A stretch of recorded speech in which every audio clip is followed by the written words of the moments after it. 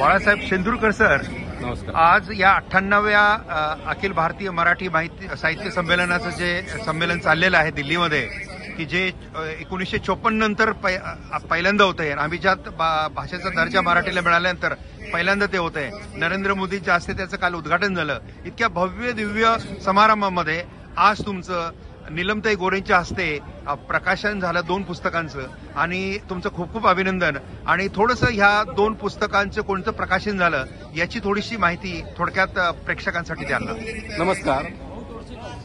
भारताची राजधानी दिल्ली या ठिकाणी 98व्या अखिल भारतीय मराठी साहित्य संमेलनानिमित्त माझं कौशल्य विकास आणि मनोरंजक खेळ हे पुस्तक आपल्या सभापती आदरणीय नीलमताई गोरे यांच्या शुभ हस्ते, आणि हा भव्य आणि दिव्य कार्यक्रम महाराष्ट्र सोडून या ठिकाणी दिल्लीमध्ये यशस्वी केला.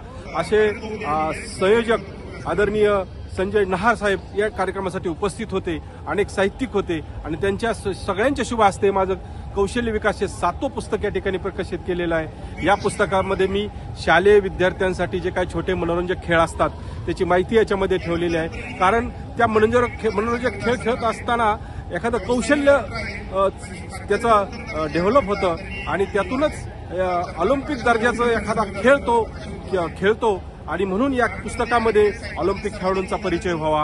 आपले ऑलिम्पिक वीर जुने नवे या सर्वांची माहिती मी या ठिकाणी कलर पेजमध्ये टाकलेली आहे.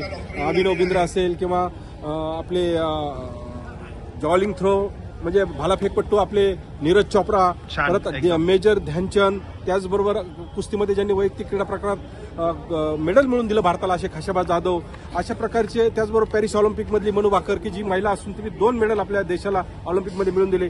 अशा प्रकारची माहिती या खेळामध्ये मी या पुस्तकामध्ये टाकलेली आहे.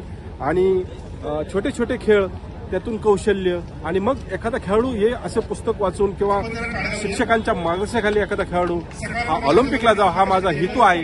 आणि त्यामुळं मी या भव्य आणि दिव्य अशा सोहळ्यामध्ये मी याला एक असं म्हणत सर ॲडव्होकेट साहेब की अवघाची रंग एक झाला जैसा रंगी रंगीला श्रीरंग या दिल्लीमध्ये अशा प्रकारचं वातावरण, काय ते पाहुणे, काय ते साहित्यिक, काय व्यवस्था मस्त होती. आणि 4 सभागृहामध्ये वेगवेगळे प्रोग्राम याच्यातनं, आणि पूर्ण भारतभरामध्ये जिथे जिथे महाराष्ट्र मंडळ आहे, कर्नाटकमध्ये महाराष्ट्र मंडळ आहे, हैदराबादमध्ये आहे, सगळी महाराष्ट्र मंडळं येऊन त्यांचे परिसंवाद साधतायत.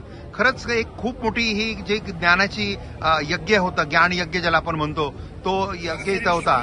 आणि मला हे सगळं तुमचं पुस्तकाचं बघितल्यानंतर असं वाटतं की हे पुस्तक फक्त मराठी मुलांसाठीच राहू नये, तर याचं लवकरात लवकर तुम्ही हिंदी भाषांतर पण